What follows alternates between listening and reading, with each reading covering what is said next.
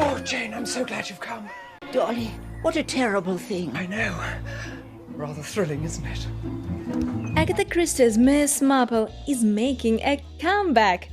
James Pritchard, the writer's great-grandson, has confirmed that a new drama is in development after years of attempts to bring the beloved detective back.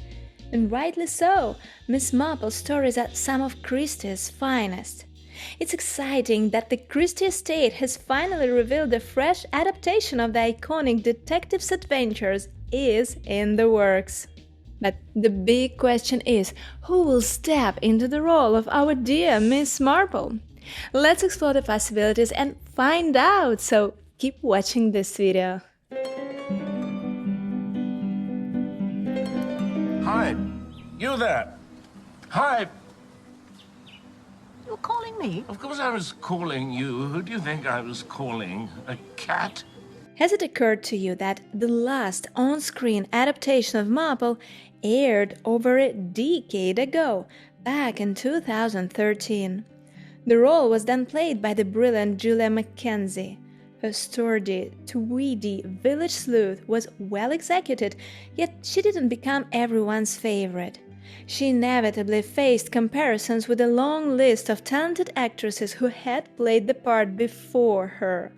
In particular, her immediate predecessor, the fabulous Geraldine McEwan, though heavily criticized in the role, was still considered by many to be a better fit for the shoes of the legendary detective. Do you have an explanation? No. Not yet. I can't help feeling that it's important. Both actresses struggled to overcome the lasting impression left by the immaculate Joan Hickson, who, for the majority of fans, is Miss Marple, just as David Suchet is considered the definitive Hercule Poirot for generations to come. I feel we're taking a grave risk of seeming inquisitive. A calculated one, Mr. Stringer. On we go. Of course, we've also seen some completely different takes on the character, such as the hilarious Margaret Rutherford or the incredible Angela Lansbury. If you are curious about their performances, I have dedicated videos discussing their portrayals in detail.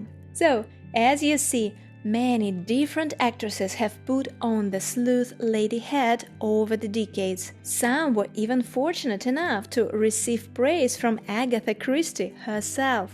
And now, with a new adaptation in the works, I can't help but ask, who will be our next Miss Marple?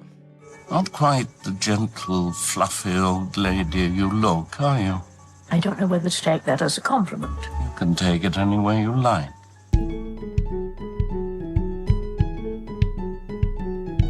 Well, imagine this. They are not telling. Neither James Pritchard, the head of Christie's estate, nor any production company, whether it be the BBC, ITV or another, has revealed anything. Total secrecy. Or maybe they haven't even cast anyone yet. Either way, this presents us with a fantastic opportunity. Today, in this video, I'll suggest some top-tier actresses who could embody Miss Marple's brilliance, wit and warmth. Some choices may seem obvious, while others might surprise you. And of course, you can agree or disagree with me in the comments. Deal? Let's dive in. Miss Marple, as Christie wrote in her autobiography, was born at the age of 65 to 70. This daring choice has always posed a challenge for directors trying to cast the right actress. She must be, well, not young in the conventional sense, yet still full of life. She should appear as the pretty old fluffy village spinster, as Christie described her, while simultaneously revealing an incredibly sharp mind, a quiet audacity, and a knack for catching murderers off guard. She must possess both the grace of a queen and the humility of a maid, all at the same time. Quite a tall order for any actress, right? How about the legendary Dame Helen Mirren? she commands respect the moment she steps on screen. Miss Marple is no-nonsense, sharp, and always 5 steps ahead, qualities McEwan has already showcased as Detective Jane Tennyson in Prime Suspect. Her performance in The Good Liar demonstrated her ability to be both vulnerable and dangerously clever, a perfect Marple combo. But then again, wouldn't McEwan be too regal for the role?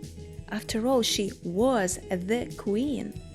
Could we truly picture her as a humble village spinster, or would her presence be too imposing? You tell me. I doubt there is anyone who knows the British people more than I do, Mr. Blair, nor who has greater faith in their wisdom and judgment. Now on to another grand dame of the British stage, Judi Dench. Yet would she even be interested in the role at this stage in her career? While I can definitely picture her as a sharp-witted lady, even a bit bitter and sarcastic at times, Miss Marple is not meant to be too self-assured. Would Dench's natural presence be a mismatch for the character? Besides, I have a feeling that with this new adaptation, the producers might want to introduce some fresh angle to redefine the role. Imelda Staunton. How would you like her? Many immediately think of her as the tough, bureaucratic Dolores Umbridge from Harry Potter, or her portrayal of Queen Elizabeth II in the final seasons of The Crown. She's brilliant at playing powerful women, but more importantly, she has an underlying warmth that could deceive even the most cunning murderer. I can see her as an ordinary English countryside lady, living quietly, engaging in occasional gossip with her neighbors, until a mystery falls on her doorstep. And then she transforms. There is something in her twinkling eyes that reminds me of Geraldine McEwan, who I'm sure was cast for that very quality. Staunton could perfectly balance Marple's sweetness and razor-sharp intellect. Would you agree? Stepping down is the right thing to do, as queen and as a mother. But in this duality, she faces stiff competition from another outstanding actress, Olivia Colman. She was the first actress who came to my mind when I started this mental casting session. Technically, she's a bit young for the role, but let's not forget Angela Lansbury played Miss Marple at just 54, and Colman's sheer versatility proves she can handle any role. Whether she is playing a queen in The Crown, or a humble Hildegard Schmidt, a maid to the mysterious Princess Dragomirov in the recent Murder in the Orient Express alongside Dame Judi Dench, she embodies both grandeur and subtlety. A queen and a maid, a perfect combo, isn't it? By the way, the very Crown series might bring in another suggestion. Remember the actress who played Princess Margaret in the last 2 seasons? Your Royal Highness, I've been meaning to thank you for your kindness in Balmoral. The brilliant Leslie Manville nailed the part of the fading royal rebel. Some criticize her casting, perhaps due to that sharp contrast between her and her 2 predecessors in the part, Vanessa Kirby and Helena Bonham Carter, who, by the way, might be an interesting bet at Marple if we try to add some spice and zest to this character to make it more contemporary, or perhaps even underline some outsider, bizarre traits that would make her special. So, what would you say? Manville more conventional, or Bonham Carter more groundbreaking? Might be a nice challenge for the latter, by the way, in case the budget and overall ambitions of the producers meet with her personal immense magnitude. And what if Miss Marple were played by someone from across the Atlantic, like once did the exquisite Helen Hesse? Take the unbeatable Meryl Streep. She would definitely make her mark on the role. Moreover, she is known for her ability to do flawless British accents. A huge interest to the show guaranteed. I will not negotiate with criminals or thugs. Yet would she be interested in a TV series? Perhaps if it is a limited run only. Or maybe the evergreen star, Jessica Lange, could be the one. I saw her in the first season of the recent Food. Her performance alongside Susan Sarandon was fantastic. She has the depth to play both an unassuming older woman and a figure of incredible intelligence. You want me to co-teach with the chair of my tenure committee? Let's just get your case through, and then let's shake this place up. On a more unconventional side, I thought about the Canadian-American Sandra Oh. This might be a totally fresh take on the role. I know, some might argue that a British spinster detective should, look the part. But why not challenge the norm? Well, it's year 2025 now, and besides, in O's particular case, I believe her organics might fit perfectly into Marple's essence. Quite a choice already, won't you agree?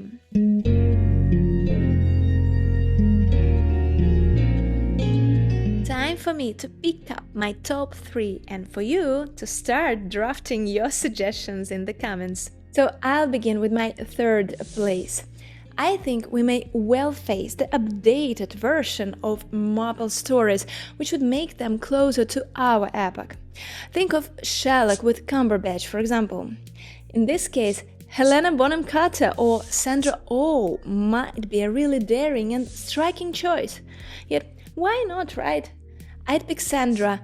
I'm sure this could be potentially immensely interesting. As for the runner-up, chances are producers won't jump that far in common perception of Marple and will try to make some minor changes to the already beloved character.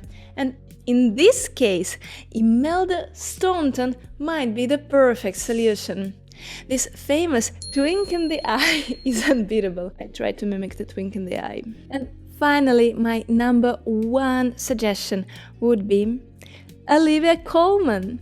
I'd be honest, there is not a huge difference and distance between her and Staunton, yet perhaps she would have more interest and passion for the part. And yeah, if producers opt in for a larger series, she definitely has that longevity potential to make all the stories they thought of. No need to go on. That's what I'm saying. No need to go on. And what do you think? Did I miss an obvious choice? Let me know in the comments. I always love reading your insights on the Agatha Christie universe. See you in my other videos. Bye!